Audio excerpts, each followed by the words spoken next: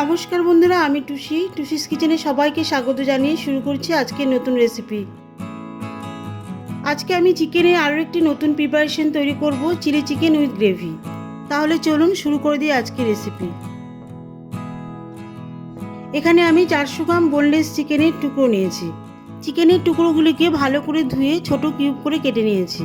প্রথমে চিকেনের টুকরোগুলিকে ম্যারিনেশন করে নেব। ম্যারিনেশনের জন্য চিকেনের মধ্যে প্রথমেই দিয়ে দিচ্ছি 1 চা চামচ আদা রসুন পেস্ট, খুব সামান্য পরিমাণ গোলমরিচ গুঁড়ো, হাফ চা চামচ শুকনো লঙ্কার গুঁড়ো, সঙ্গে দিয়ে দিচ্ছি 1 চামচ টমেটো সস, 1 চামচ মতন ডার্ক সোয়া সস, 3 চামচ ময়দা, 1 চামচ কর্নফ্লাওয়ার দিয়ে দিচ্ছি। এখানে আপনারা অ্যারারুটও ইউজ করতে পারেন।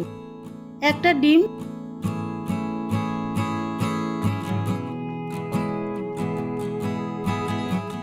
সবশেষে খুব সামান্য পরিমাণ লবণ দিয়ে দিচ্ছি।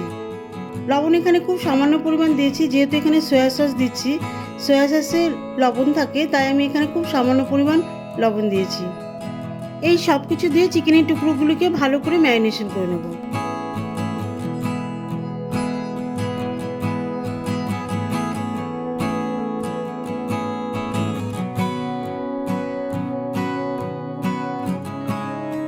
এইভাবে মাখিয়ে রেখে দেবো 10 মিনিটের মতো।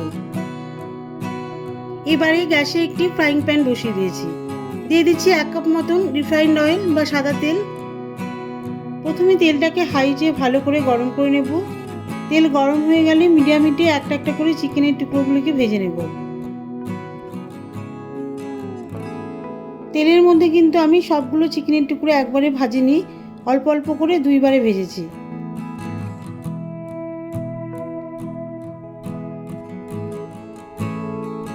চিকেনের টুকরোগুলি এক পাশটা বেশ ভালো করে ভাজা হয়ে গেলে উল্টে দিয়ে অপর পাশটাও ঠিক সেইভাবেই ভাজবো। এইভাবে চিকেনের টুকরোগুলি ডিপ ব্রাউন করে ভেজে তুলে নেব।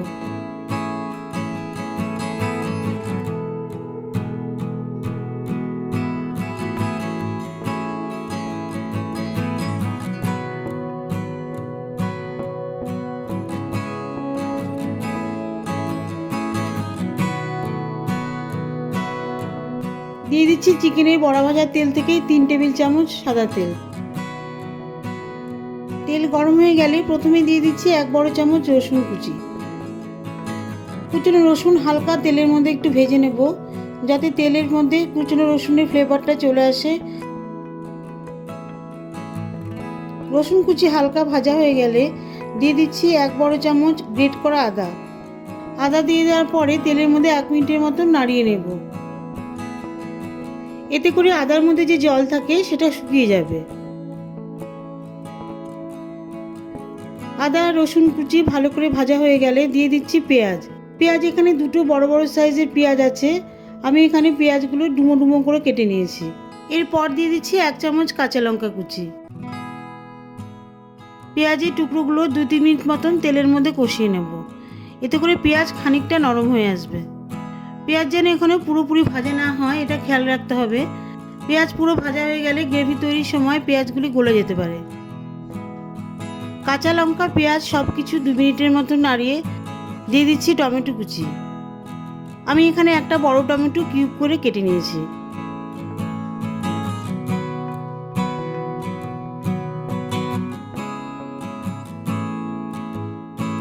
টমেটো দেওয়ার পরে টমেটো সব কিছুর মধ্যে মিশিয়ে দিয়ে দিচ্ছি ক্যাপসিকাম।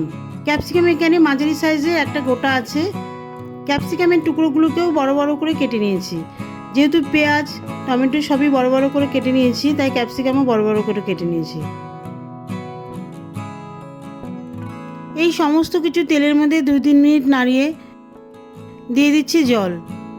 জল এখানে আমি ছোট গ্লাসে 2 গ্লাস দিয়েছি। যেহেতু গ্রেভি তৈরি হবে তাই এখানে আমি একটু জল দিয়েছি। এর সঙ্গে দিয়ে দিচ্ছি 2 টেবিল চামচ মতন ডার্ক সয়া সস, সমপরিমাণ টমেটো কেচাপ, সঙ্গে দিয়ে দিচ্ছি 1 টেবিল চামচ মতন রেড চিলি সস, আর খুব সামান্য পরিমাণ লবণ দিয়ে দিচ্ছি। লবণ এখানে খুব বেশি দেওয়ার দরকার নেই, যেহেতু সয়া সস দিচ্ছি সেই কারণে লবণ খুব সামান্য পরিমাণ দিলেই হবে। এই সব কিছু ঝোলের মধ্যে ভালো করে মিশিয়ে দিয়ে ঝোল সামান্য ফুটে এলে দিয়ে দিচ্ছি চিকেনের ভাজা টুকরোগুলি।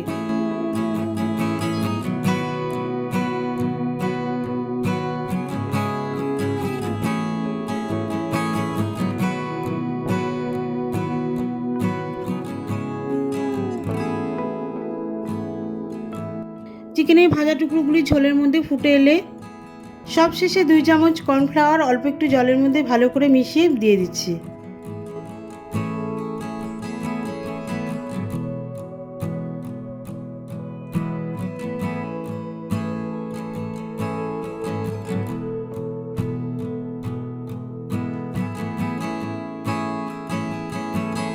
দেখুন ঝোলের কিন্তু একটা বেশ ঘন গ্রেভি তৈরি হয়ে গেছে।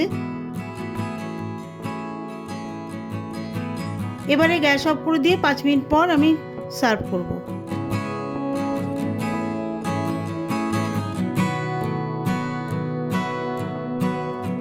দেখতেই পাচ্ছেন আমি একটি বড় বোলের মধ্যে সার্ভ করেছি। আমি এটা জিরা রাইসের সঙ্গে সার্ভ করছি। আপনারা মনে হলে জিরা রাইস ছাড়া রুমালি রুটি ফ্রাইড রাইসের সাথে খেতে খুবই ভালো লাগে। আপনারা এইভাবে বাড়িতে তৈরি করে খান, আশা করি ভালো লাগবে। রেসিপিটি ভালো লাগলে অবশ্যই লাইক করবেন, কমেন্ট করবেন, সাবস্ক্রাইব করবেন আর শেয়ার করবেন। দেখা হবে পরবর্তী ভিডিওতে নতুন কোনো রেসিপি নিয়ে। ভালো থাকবেন, সুস্থ থাকবেন। রেসিপিটি যদি ভালো লেগে থাকে তাহলে অবশ্যই লাইক করবেন, কমেন্ট করবেন, সাবস্ক্রাইব করবেন আর শেয়ার করবেন।